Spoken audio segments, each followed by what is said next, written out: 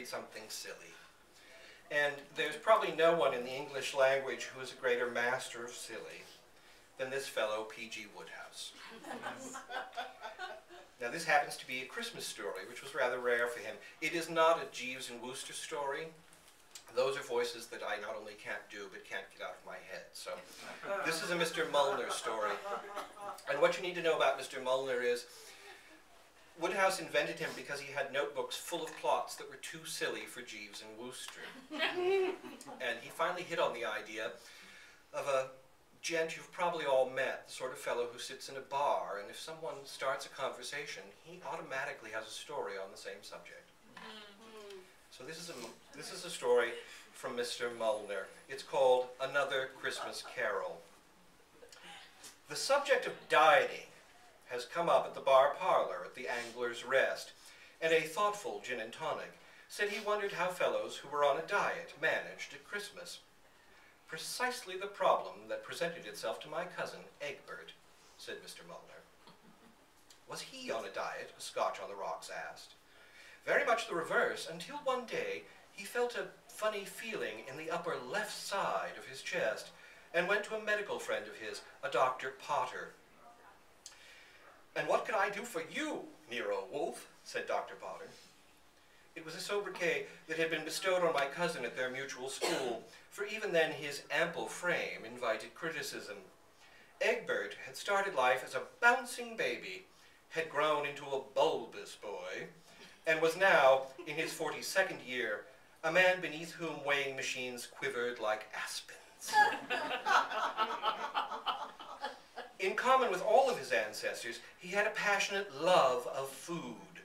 But while they had worked off their superfluous tissue by jousting, fighting the patinum, dancing old English dances and whatnot, on him it had accumulated. I don't think it's anything much, Bill, he replied, but I thought I had better get a medical opinion. It's a sort of pain. Well, not a pain exactly, more of a kind of funny feeling. Up here on the left side of my chest, it catches me when I breathe. Don't breathe, said Dr. Potter, for it was Christmas time, and when even Harley Street physicians like their little joke. All right, let's have a look at you. He said. The examination concluded. Ah, he added, and threw in another for good measure. Yes, just as I suppose. You're too fat. This surprised Egbert. He had sometimes thought that he might be an ounce or two overweight, but he would never have applied such an adjective to himself. Would you call me fat? I'd go further. I'd say you're grossly obese. And the fat's accumulating around your heart. We'll have to get at least a stone off of you, I'd say. If we don't, what happens if we don't? All that fuss and bother about buying wreaths and turning out for your funeral. Good heavens, Bill. It's no use saying good heavens. For a year, you've got to knock off all starchy foods, all rich foods. In fact, it wouldn't be a bad idea if you knocked off food altogether. It was a crushing blow. But there was good stuff in Egbert Mulliner. Though nothing could make such a regime agreeable, he was confident that he could go through with it. It was not as if he were not used to roughing it.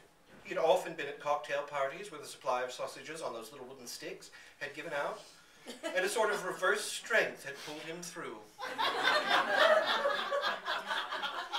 His upper lip was stiff as he left the consulting room. It remained so till he was in the street, when all the stiffening suddenly went out of it. He had remembered his Aunt Serena, with whom, as usual, he would be taking dinner on the night of Christmas Day. As Egbert from boyhood had shown no signs of possessing any intelligence whatsoever, a place had been found for him in the civil service. But though he could drink tea at 4 o'clock as well as the next man, he had not really liked being in his country's service, however civil. What he wanted was to buy a partnership in a friend's interior decorating and antiques firm.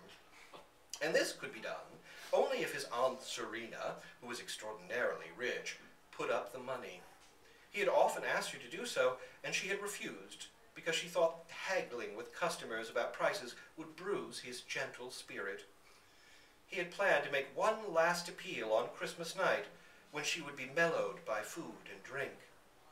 But in what frame of mind would a touchy hostess, who prided herself on the lavishness of her hospitality, be to finance a nephew who refused every course at dinner she had taken such pains to assemble? 2 minutes later, he was back in Dr. Potter's consulting room. "Listen, Bill," he said, "you were only kidding now about diet, weren't you?" "I was not." "What would happen if I ate caviar, turtle soup, turkey, plum pudding, mince pies, biscuit tortoni, hot rolls with butter and crystallized fruit, and drank, say, hock, champagne, port, and liqueurs? Would I die?" "Of course. But what a jolly death." "Were you thinking of doing that?" "It's what I shall have to do when I have Christmas dinner at my aunt's. If I skip a single course, she will never speak to me again, and bang will go my interior decorating partnership," said Egbert. And in the clear, concise way civil servants have, he explained the delicate position in which he found himself. Dr. Potter listened attentively, and at the conclusion of the narrative said, added "ha," and then said again. "You're sure that abstinence on your part would offend this aunt of whom you speak?" "She would never forgive me." "Then you must get out of it." "I can't get out of it." "You could, if you had a good excuse. She could hardly blame you if, for instance, you had bubonic plague. I could inject a serum into you, which would give you all the bubonic plague a heart could desire." Egbert weighed the suggestion. He appreciated its ingenuity, but nevertheless he hesitated. Pardon me. "What's a bubonic plague like?" "I don't know that it's like anything except, of course, bubonic plague." "Is it painful?" "I've never had it myself, but I'm told it gives you a sort of funny feeling." "Don't you come out in spots?" "I believe that is the usual procedure." Egbert shook his head. "I don't think I'll have it."